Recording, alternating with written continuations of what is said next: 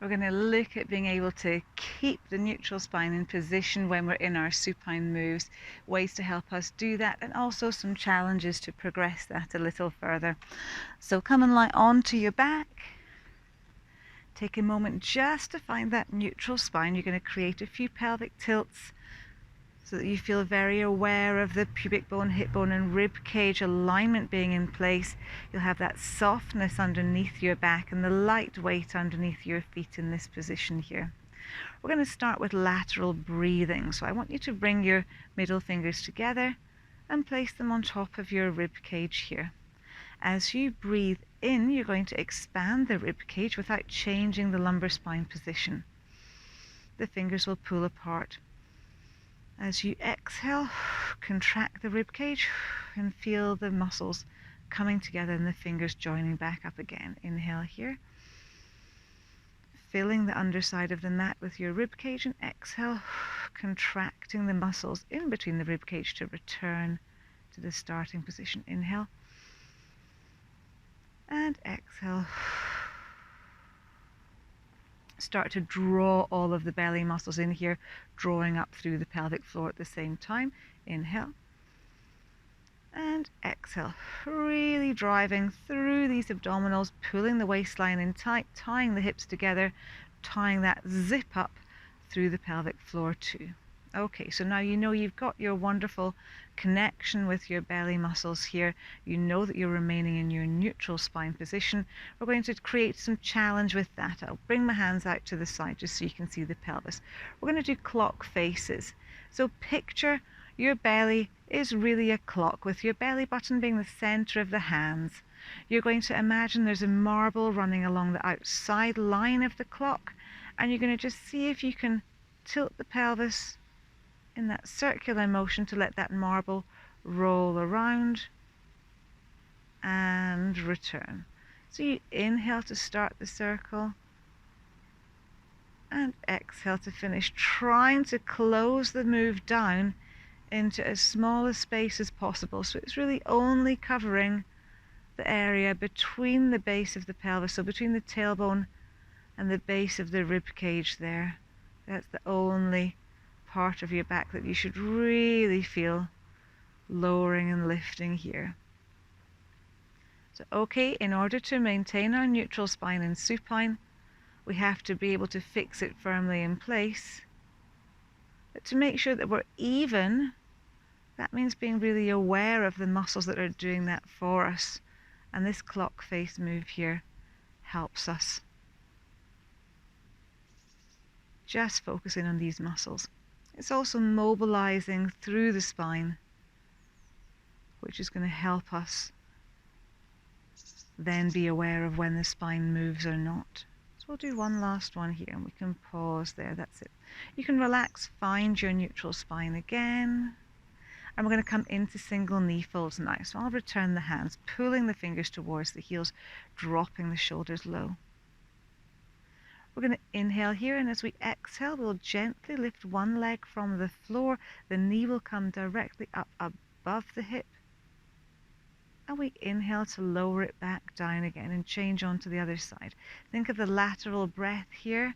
As you're exhaling, you're going to be contracting the rib cage, drawing the belly muscles in tight, creating that support so this leg can simply float.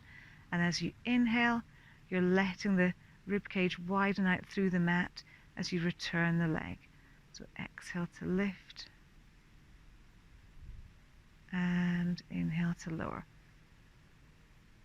And keep going. Just before you lift, make sure you find that full engagement through the belly muscles. So that's why you're contracting the rib cage to pull the belly in tight, pull the waistline in tight.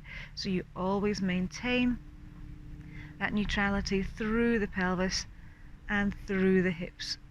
That way the belly can stay pulled in. There's no pooching out.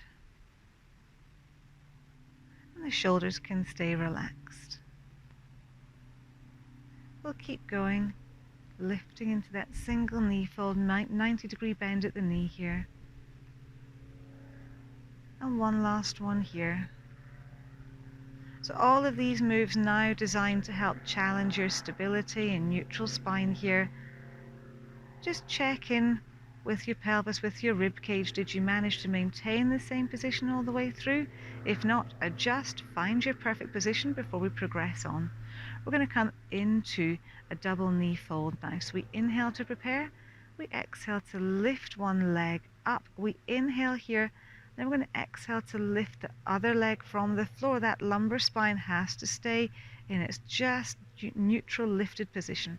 Now this second leg, we're going to lower back down again here, still maintaining that spine, and then we're going to lower the first leg, and we go again. Let's start with the opposite leg. So you exhale to raise, inhale here, exhale to raise. So you're driving all those belly muscles in. You're going to inhale here, exhale to lower that second leg first. Inhale here and exhale to lower the first leg. Now check in with your shoulders. Did you manage to keep them relaxed all the way through this? We inhale here, we exhale to raise the leg. Pause and inhale here, exhale to lower and return. And we're going to do one more here.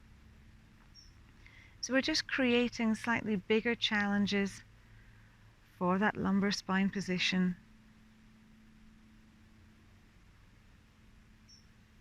And we'll lower back down. And we're going to move on now. We're going to come into a single leg extension. So we're going to lift one leg up. We'll hold it here. We'll lift the other leg up. Now we're going to increase the weight by taking the leg away from the body. So when we take the leg away, it feels heavier. It creates more challenge for our belly muscles. Inhale to prepare. And exhale to lengthen a leg, nice and slowly. Inhale to return.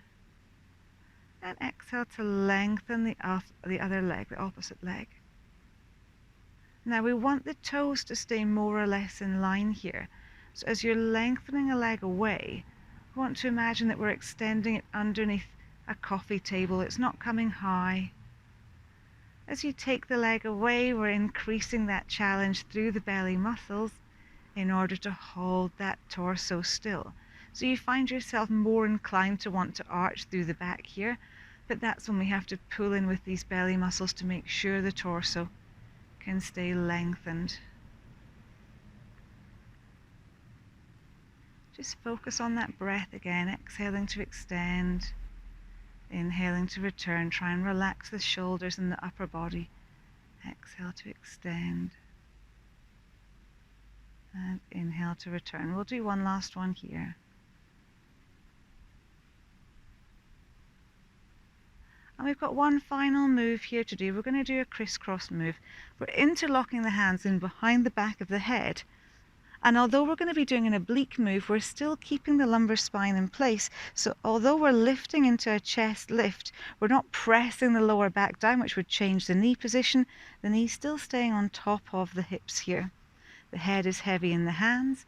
We inhale, and as we exhale, we extend the leg away, and we rotate towards that bent knee. We come back to our starting position, and we do the same to the other side. Now, even though you're rotating here, the space between the base of the rib cage and the top of the pelvis is remaining the same. So the space at your lumbar spine is still remaining in its neutral position. We're going to keep the chest nice and open and the elbows nice and wide, and that's going to help us roll through the thoracic spine while maintaining that stillness through the lumbar spine. So our neutral position still holds.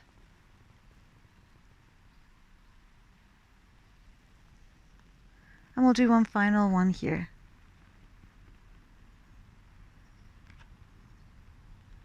You can return the head, slowly return the legs, and relax.